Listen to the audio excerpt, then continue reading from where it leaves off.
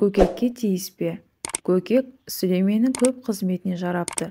Пайғамбар оны қайда барса да қасынан бір елі тастамайды екен.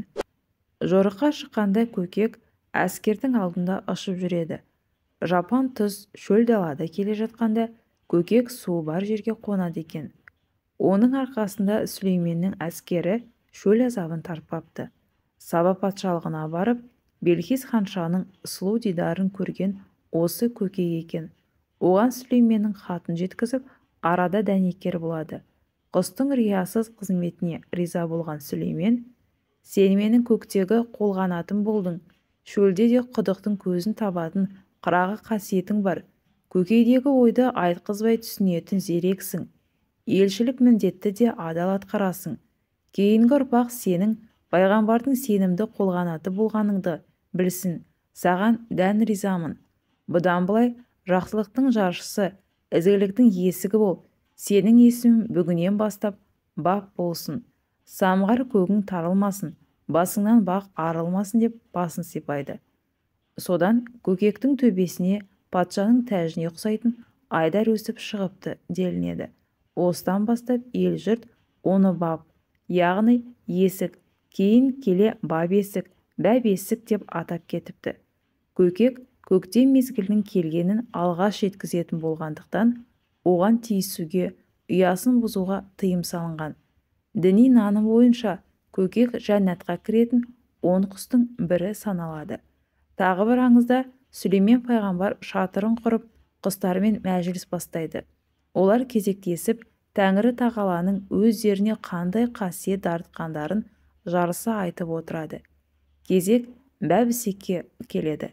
Бәбісек сол кезде: «Уа ұлы падишах» дейді.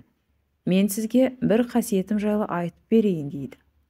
Сүлеймен пайғамбар: «Құлағым сенде, сөйле» дегенде, бәбісек былай дейді: «Көк жүзіне самғап ұшқан кезде 7 қабат жер астындағы суды көремін. Жер асты өзендерінің қай қабатта, қай тараптан бастау алғанын біле аламын. Соған орай құдық қазуға қолайлы құтты мекенді қапсыз дәл табамын. Әміршім, жорықтарда мені жаныңызға ертсеңіз, еш өкінбейсіз. Әскерлеріңіз ешқашан судан тарықпайды» деп басын иеді. Сүлеймен пайғамбар риза болып: «Ей көркем құс, сусыз жапан далада, ми қайнайтын шөлдерде бізге серік бол. Пайдаңды тигізсең, дұға тілектен кем болмайсың» дейді. Мұны естіген қара қарға Сүлейменнің берекетті дұғасын одан қызғанып, жала жауып былай дейді: «Бұл бейшара жалған сөйлеп тұр. Егер осындай қасиеті болса, құрылған торға түсіп, тарқа баста қор болып отырмас еді ғой. Жердің астындағы суды көргенде, оның үстіндегі торды көрмейтін нендей әулие бұл» дейді. Қарғаның сөзі Сүлейменнің көңіліне күмән салып, жүрегін лезде суытып жібереді. Пайғамбар ашуланып: «Ей бәбісек, сен неге маған жалған айттың? Өтірік айтқаның үшін қандай жаза тартатыныңды білесің бе?» дейді қаһарланып. Бәбісек болса: «Сабыр, сабыр патшам. Шын мықтыны түсіне қарап емес, ісіне қарап айырады. Құдайдан әмір болған күні аспандағы жұлдыз да жерге түседі. Тағдыр туралап жеткен кезде ешкімнің қасиетінен титтей де пайда болмайды. Құрулы тұзақты көрмесем, ол да Алланың қалауы. Алладан әмір болғанда білім шет қалады, екі көзді шел басады, ай мен күн тұтылады, тау мен тас жерге жұтылады. Тәңірдің осы қаһарынан әділ тұрып, шын сөйлейтін иманды ерлер ғана құтылады. Біз сол өтірік айтып тұтылатын емес, шын сөйлеп құтылатын бақытты тайпадан боламыз» дейді. Сөзден жеңілген Сүлеймен айтарға уәж таппай жер шырқып отырып қалыпты деседі. Бір қазанға тиіспе. Мұхаммед пайғамбар Мәдинаға көшіп барғаннан соң бірінші мешітті салады. Барлық сахабалар жабылып асарлатады. Бірақ құрылысқа су жеткізудің машақаты көп еді. Пайғамбар сонда: «Қайырлы іске Құдай да қарайласады. Алладан үміт үзбеңдер» дейді. Көп замай бір қазан ұшып келеді. Аузы толған су екен.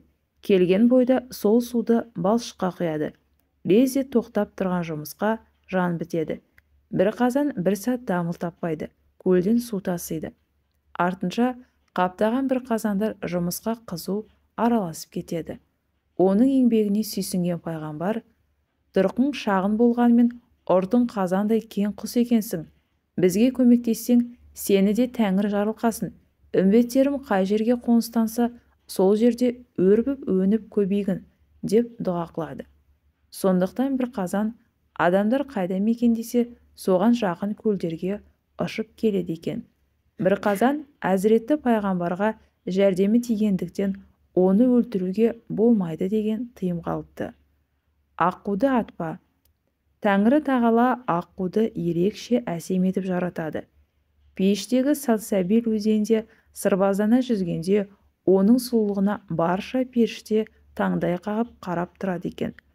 Алла жерді жаратқан соң, табиғатқа сұлулық дарыту үшін аққуды жерге жібереді. Аққудың әсемдігін көрген асқар таулар балқып, оған еліктеуге тырысады екен.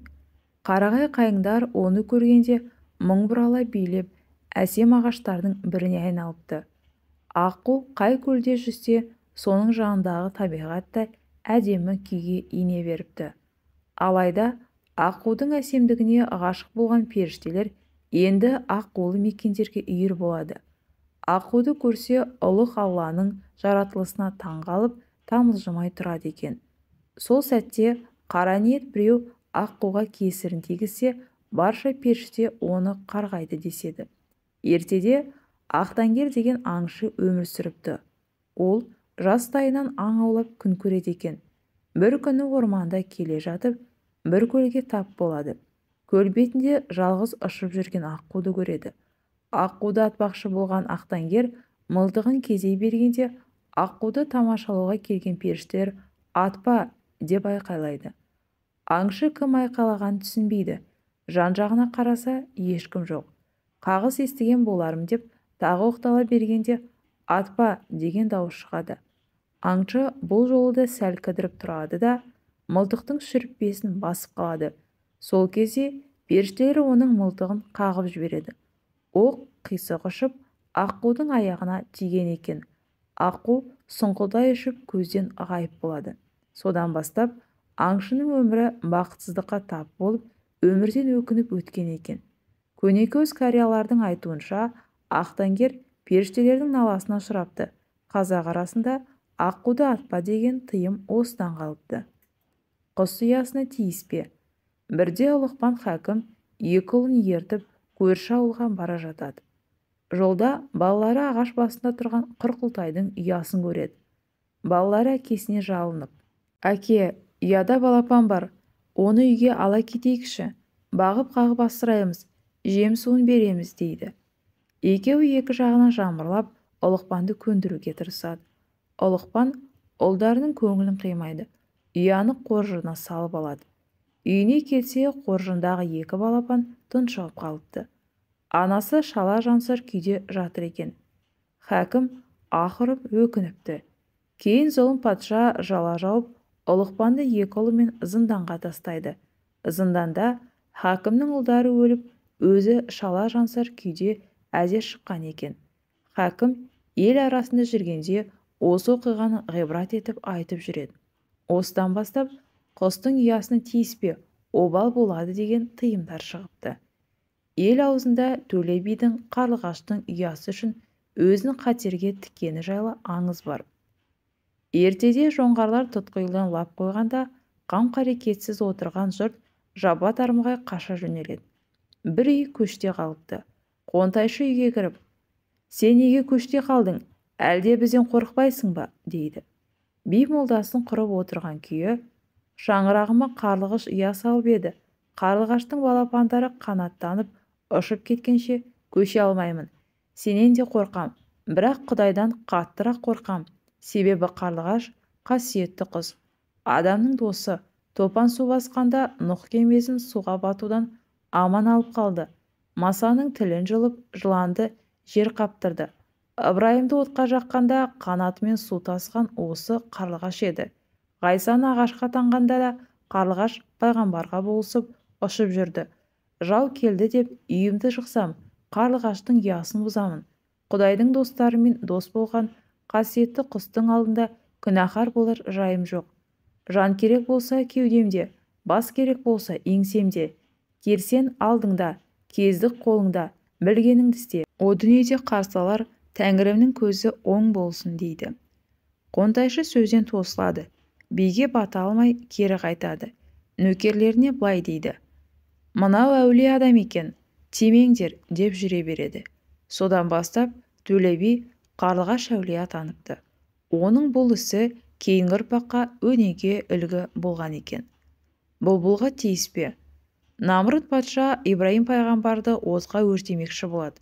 Сол кезде бұлбұл пайғамбар үшін жан құрбан деп лаулаған жалынға өзін тастап жіберіпті. Тәңірі тағала Жебірейілге: бұлбұлды отқа түсірмей қағып ал дейді. Періште құсты қағып алады. Ей бұлбұл, неге өзіңді отқа аттың деп сұрайды. Бірде орман өртеніп, балапандарыма қауіп төнгенде мені құтқарып қалған, өмірін қатерге тіккен. Енді оның басына бәле жоғанда мен де бейқамдық таныта алмаспын. Өлсе бірге өлемін деп шештім дейді. Жебірейіл әлейхиссалам: қам жеме, Ыбырайым оттан аман шығады, Тәңірі оған залал тигізбейді дейді. Айтқандай, Тәңірі тағала Ибраимды оттан сау саламат алып шығады. Намрұт патша 40 арбаға тиеп отын төгсе де, оттың лапылы Ибраимнің шашына да зақым тигізе алмапты. Ибраим оттан аман шыққанда, бұлбұл құс ең алғаш ұшып барып, оң қолына қонған екен. Қуаныштан көзіне жас ытқып, неше түрлі әуенге салып сайрай жөнеліпті. Намрұт патша Ибраимді өлтірмек боп, ат шаптырым жердің бәрін күлі қылып өртеп жіберген екен. Бұлбұлдың үнін естігенде жер ана именіп, от тиген топырағын демде жазып жіберіпті. Ол жерден сол сәтте қылтиып шөп шығыпты. Шөп гүлге айналып, айнала лезде бұрынғы қалпына келген екен. Екінші бір аңызда бұлбұл көктегі періште болған екен деседі. Адам аты пейіште жүргенде оған ғашық болып, үнемі сырттан тамсанып жүреді екен. Адам ата мен Хауаны жерге қуылғанда Тәңірден дат сұрап жерге бірге түсіпті. Бұлбұлдың түрлі әуенге салып сайрауы періште кезінде үйренген зікірінен екен деседі.